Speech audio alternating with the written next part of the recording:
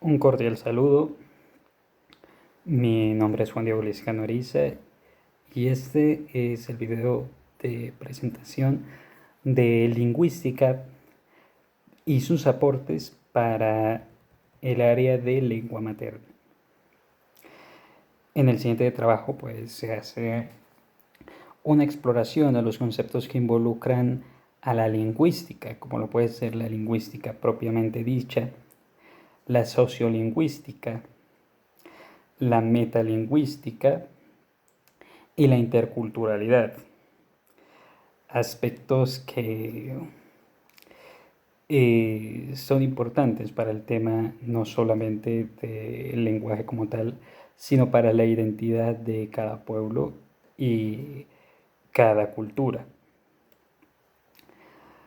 Primero que nada, ¿cuáles son los aportes de la lingüística en la comprensión de la lengua materna?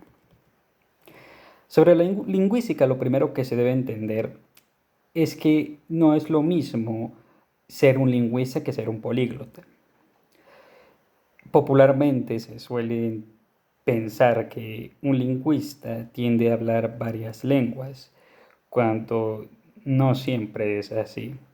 Si bien la lingüística tiene un factor importante en el estudio de las lenguas, de las diversas lenguas que hay, y eso puede llevar en algunos casos a que el lingüista termine aprendiendo a hablar la lengua que está estudiando, y si son varias lenguas las que estudia, el lingüista en cuestión se vuelva políglota.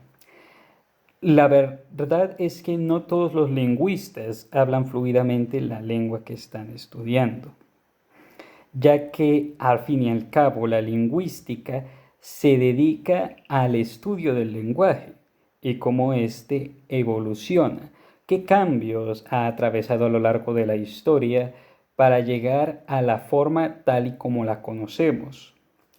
En ese sentido se asemeja un poco a lo que puede ser la filología, pero esa ya es una rama aparte. Entendemos, gracias a la lingüística, que el lenguaje no es algo que se mantenga quieto. El lenguaje, desde la antigua Grecia, desde los tiempos romanos, se observa como algo que nace, que crece y que muere finalmente. Pero la forma en que muere el lenguaje no es la misma manera en la cual muere un ser vivo. La forma en la cual muere el lenguaje es cuando su pueblo lo deja de hablar. Si se pudiera explicar con algún ejemplo a lo que me refiero, el mejor ejemplo podría ser la lengua de la civilización más antigua conocida, como lo puede ser el sumerio. Hoy en día sabemos cuál era su sistema de escritura, entendemos cuál era el alfabeto sumerio y tenemos una idea de cuál era su pronunciación. Sin embargo, más allá del factor académico, más allá del factor profesional, nadie habla el sumerio. La cultura que lo hablaba se ha perdido. Y cuando un idioma se pierden las ideas de que éste trataba, ya que hay palabras que no tienen traducción alguna en nuestra lengua, ideas que nosotros no logramos comprender con nuestro lenguaje en una sola palabra, pero que esa lengua sí que podía.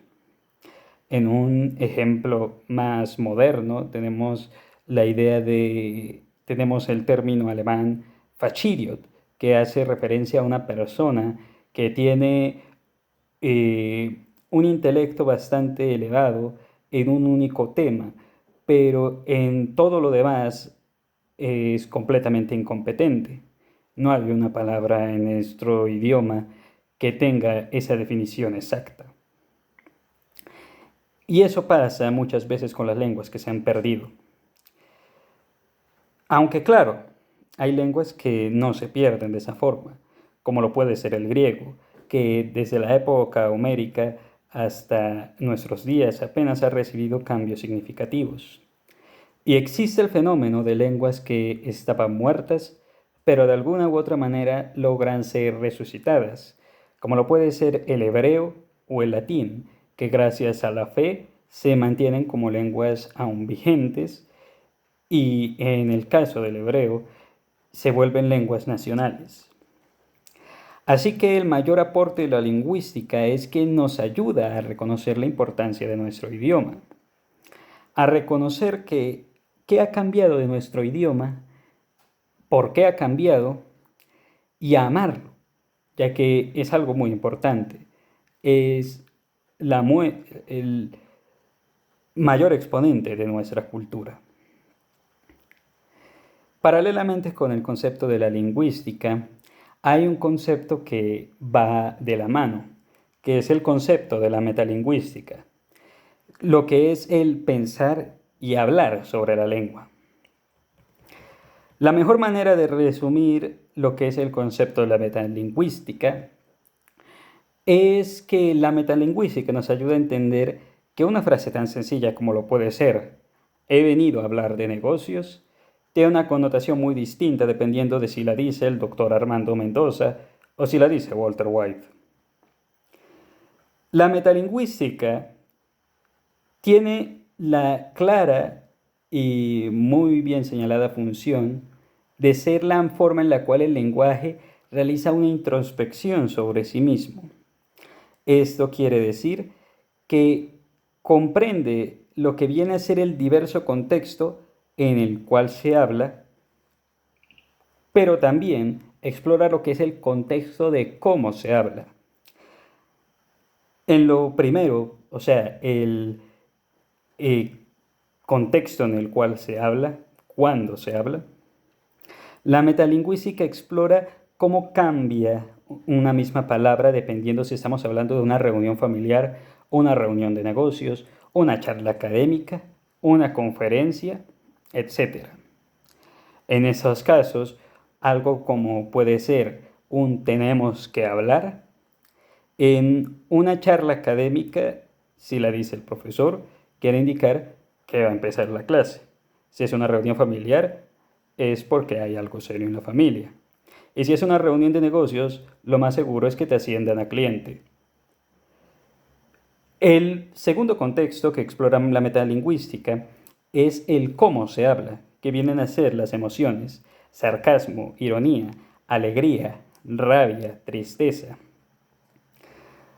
Un ejemplo de lo que podemos mencionar puede ser estoy bien, que dependiendo de si el estado de ánimo de una persona puede indicar que la persona efectivamente está bien, si la persona se encuentra feliz, o si se encuentra deprimida, quiere decir que no está bien y está tratando de ocultarlo.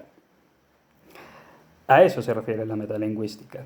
Pero hay un tercer punto que también es explorado por la metalingüística, que es el contexto de el dónde, ya que una palabra, dependiendo del idioma, puede tener demasiadas acepciones.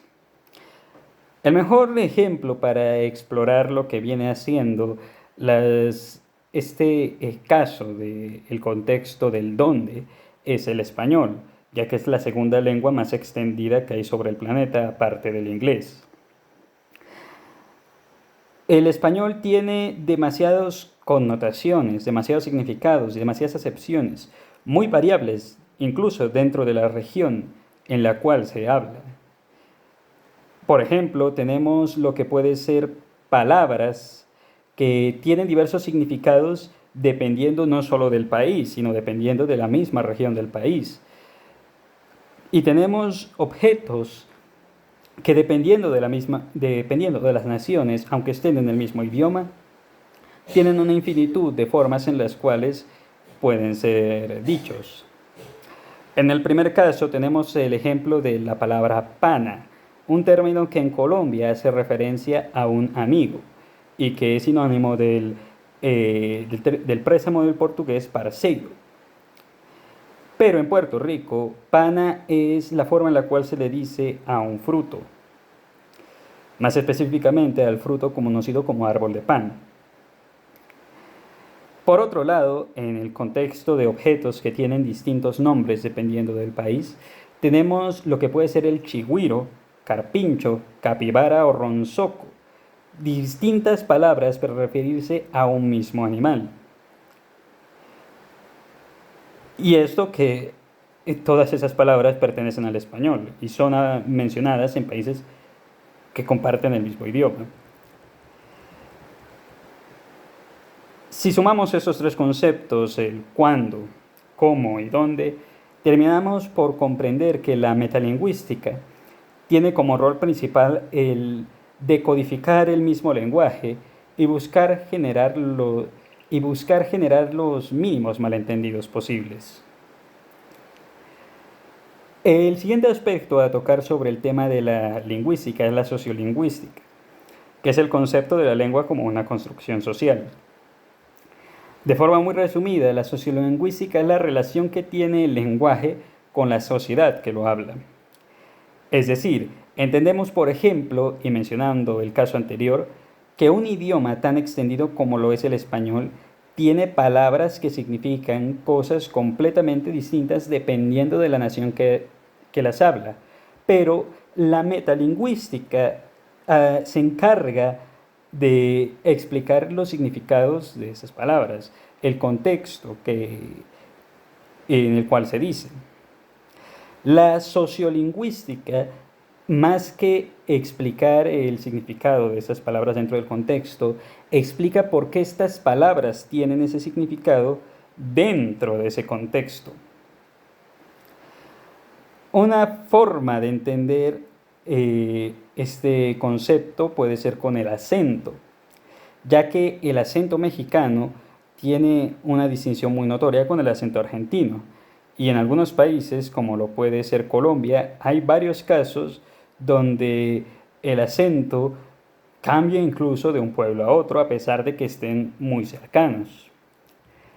La razón por la cual es que existen estos diversos acentos se debe a que cuando una persona aprende un nuevo idioma, los modismos que tiene en su lengua nativa se mantienen. Y sus hijos, cuando van aprendiendo este idioma que aprendieron sus padres, van imitando estos modismos que terminan volviéndose en el acento nuevo que adquiere esta lengua. Entonces, la sociolingüística sirve para explicar por qué es que nacen, por ejemplo, los acentos, porque es que en México hablan un idioma, hablan de una forma muy distinta el español a como lo hablan en Argentina, en Perú, en Colombia, en Venezuela. Pero no se limita únicamente a lo que puede ser el acento, ya que también explica el dialecto, lo que puede ser el por qué una palabra en una parte del mundo tiene un significado completamente distinto al que tiene en otra parte del mundo, a pesar de que sea exactamente el mismo idioma, o de paso no signifique nada en otros lados. Un ejemplo clásico de esto puede ser el término malinchismo del dialecto mexicano. Este término nace debido a la historia de la conquista de México, en el cual se menciona que cuando Hernán Cortés invadió el territorio de Centroamérica, una joven indígena a la cual pasaría la historia como la Malinche, que era esclava de los aztecas, fue rescatada por Hernán Cortés y en agradecimiento ella le ayudaría a vencer a los aztecas. Tiempo después, durante el proceso de las independencias en América, los mexicanos crean una identidad basada en el orgullo del pueblo azteca para desentenderse de los españoles. Y como en la historiografía tenemos este caso de una indígena que luchó del lado de los españoles, esta identidad, este orgullo basándose en la identidad azteca, volvió a la Malinche un símbolo de lo que no era el pueblo, el orgullo mexicano, el abandonar las tradiciones indígenas originales por las tradiciones europeas. Así nace el concepto de malinchismo, que tiene sus derivados y adjetivos, el cual es utilizado para referirse a aquel nativo que prefiere lo extranjero sobre lo local. Básicamente, un sinónimo de lo que puede ser el la etnofobia, la endofobia. Otro ejemplo de lo que puede ser eh, la función de la sociolingüística a la hora de explicar las formas en las que hablamos es que explica términos que solamos asociar con el racismo. Un ejemplo clásico puede ser el uso del término judío como adjetivo en España para referirse a una persona ladrona o usurera, siendo esto provocado a raíz de que en la época medieval y en la Edad Moderna, los judíos en España se dedicaron al prestamismo debido a que no conseguían trabajos de otro estilo. Eso ganó mala fama entre ellos y el rechazo social, lo que derivó en este adjetivo. Se podría considerar más ejemplos de todo esto, pero quedaría demasiado largo. Así que la mejor manera de concluir todo esto es que la sociolingüística sirve para explicar cómo el contexto influye en el lenguaje, le da significado, modifica las palabras e invita a mejorar las condiciones sociales para mejorar el lenguaje mismo. Sobre la multiculturalidad podemos ser más breves. El concepto de cultura es algo complicado de abordar, a decir verdad, ya que no podemos dar una definición exacta de una sociedad con una cultura única. Siempre que hablamos de sociedades y culturas, de sociedades, tenemos que hablar de multiculturalidad, ya que la cultura suele ser asociada con el concepto de costumbres, tradiciones, arte, religión, etc. Pero también hay que tomar en cuenta otros aspectos como lo puede ser la edad, el sexo, el estilo de vida, el ambiente, la posición económica, la clase social. Un católico pobre no tiene la misma cultura que un católico rico, a pesar de que ambos sean católicos y vivan en la misma nación, por ejemplo. Y también podemos encontrar las mismas diferencias en el caso de sexo y de edad, ya que un católico de mayor de edad tiene un manejo de la religión muy distinta a un católico que sea adolescente apenas. Así que la cultura de cada sector de la sociedad, de cada nación, tiene sus propias subculturas.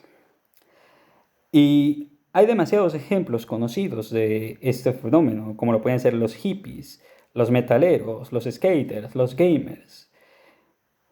Y cada cultura, debido a su diversidad, debido a su unidad, debido a sus costumbres propias, maneja un lenguaje muy propio, un lenguaje que lo diferencia de otros aspectos. Eso lo podemos ver, por ejemplo, en el tema de los nombres. Los nombres de las generaciones anteriores, como lo pueden ser los 70, los 80, incluso hasta los 90, tienen una estructura, una cultura detrás de su nomenclatura muy distinto a lo que pueden ser nombres más modernos. Los nombres que se daban padres a hijos en tiempos más antiguos seguían una estructura religiosa, influenciados por la fe, principalmente por el día en que nacía el niño. Pero hoy en día los nombres suelen ser influenciados por lo que pueden ser los medios de comunicación. De ahí que haya demasiados nombres de muchachos de habla hispana que imitan a nombres ingleses. Esos anglicismos también afectan a lo que puede ser la cultura, de la cultura lingüística. De ahí vemos fenómenos como lo puede ser el Spanglish, que mezcla el lenguaje español con el inglés, sobre algo muy notorio en lo que puede ser Estados Unidos y en la representación de latinos en las películas de Hollywood. Tomando como referencia todo esto, se puede realizar una actividad pedagógica que ayude a los muchachos a comprender lo que es la diversidad cultural incluso dentro de su propio ambiente, dentro de un ambiente tan cerrado como lo pueden ser un salón de entre 5 a 20 niños incluso. La actividad que se puede proponer es la siguiente. Los alumnos aprenden a convivir en la interculturalidad en base a desarrollar dentro de su salón sus propias culturas. Se dividen los salones en grupos, donde cada grupo crea una cultura en base a los gustos personales. A uno se hacen juntos los que les gusta, por ejemplo, géneros musicales como lo puede ser la cumbia, otros que se juntan porque les gustan los videojuegos, otros por cinéfilos, otros por lectura. Y así cada grupo termina desarrollando entre sí un lenguaje. Un lenguaje basado en esos gustos que han elegido, incluso tomando como referencia términos que ya son parte de la subcultura a la cual ellos ya pertenecen. Después de realizar esto, cada grupo elige a un líder que va a ser nombrado como embajador, el cual será la forma en la cual ellos van a negociar y interactuar con los otros grupos, o sea, las otras culturas. La función de ese embajador será transmitir las palabras de sus compañeros, presentando la cultura a los demás grupos, buscando que su cultura sea entendida por el resto de sus compañeros y mediando para que su cultura sea aceptada y todos puedan integrarse, explicando cuál es el lenguaje que hay detrás de su cultura. ¿Por qué es que utilizan estos términos? ¿Por qué es que se refieren a los demás de esta forma? Y de esta manera no solamente comprender lo que es la diversidad cultural, sino también aceptarse a sí mismos como compañeros con sus diferencias y distintos estilos de vida. De ese trabajo se concluye que el lenguaje tiene un papel importante en la construcción de las sociedades humanas, al ser la forma en que una cultura es transmitida de padres a hijos y de estos hijos a sus propios hijos, manteniéndose así perdurable en el tiempo, sin ser olvidada. Es la forma en la cual se transmiten su identidad, sus costumbres, sus ritos, su fe, sus creencias, su orgullo nacional. En varios casos, también es la forma de aprender su propia historia, ya que el lenguaje presenta cambios a lo largo del tiempo, los cuales son explicados de diversas maneras. Gracias al lenguaje podemos identificar lo que pueden ser roces entre una sociedad y otra, así como conflictos culturales y generacionales. Y gracias a identificar estos conflictos, se puede dar un paso a la resolución de estos.